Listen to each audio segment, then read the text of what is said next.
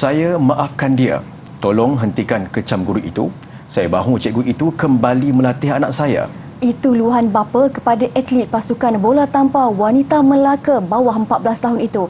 Walaupun tindakan itu dianggap keterlaluan oleh pelbagai pihak, beliau turut meminta semua pihak terutama Kementerian Belia dan Sukan KBS serta Kementerian Pendidikan Malaysia KPM juga warganet untuk tidak menjatuhkan sebarang hukuman terhadap jurulatih itu.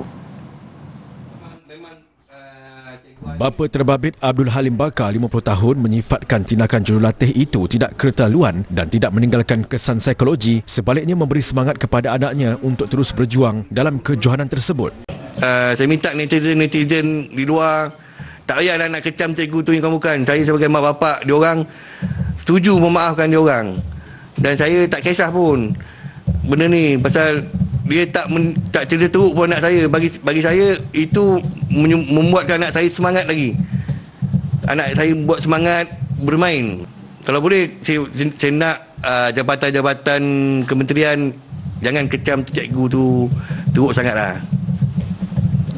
Kalau itu yang saya nak. Memang saya nak tolong cikgu tu, dan kalau boleh cikgu tu jadi balik semula jurulatih kepada anak-anak saya. Abdul Halim dan isterinya Hartin Wagimun, 48 tahun, ditemui di kediaman mereka di Kampung Meleket, Alu Gajah, Melaka hari ini. Ujar Abdul Halim, keluarganya telah mengenali jurulatih itu lebih 5 tahun lalu dan percaya tindakan menampar itu bukanlah dengan niat mencederakan.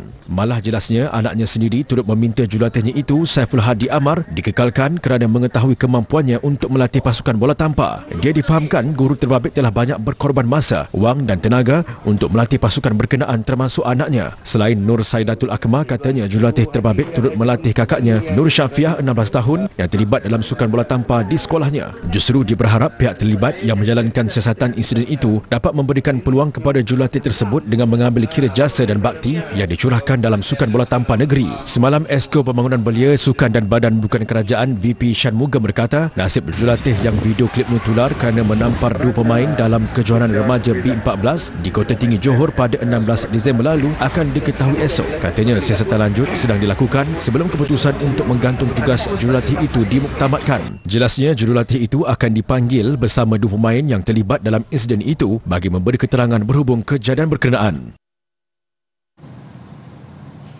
Sementara itu, Menteri Pendidikan Fadlina Siddiq mengesahkan KPM sudah mengadakan pertemuan dengan ibu bapa pelajar yang ditampar jurulatih di kejohanan bola tampar remaja bawah 14 tahun di Kota Tinggi Johor bulan lalu.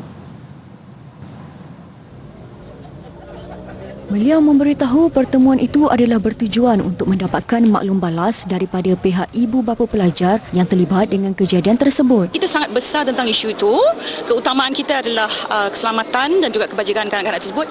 Kita dah jumpa ibu bapa, kita dah jumpa maknanya dan dapatkan semua feedback, dan kita tidak kompromi soal keganasan dan juga soal yang terkait rapat dengan yang kita panggil sebagai isu-isu yang melibatkan keganasan terhadap pelajar kita. Pada laporan yang kita terima, kita akan lihat secara keseluruhan, bukan saja feedback ibu bapa tetapi juga stakeholders yang lain. Banyak pemegang taruh sebenarnya dalam kes itu, dan termasuk jugalah KPM memandang serius isu ini, dan kita akan tetap meneruskan khususnya yang terkait rapat dengan integriti dan juga tata tertib. Tambahnya lagi, KPM menerusi Jabatan Pendidikan Negeri JPN Melaka sudah melaksanakan sesi kaunseling terhadap 2 remaja berkenaan.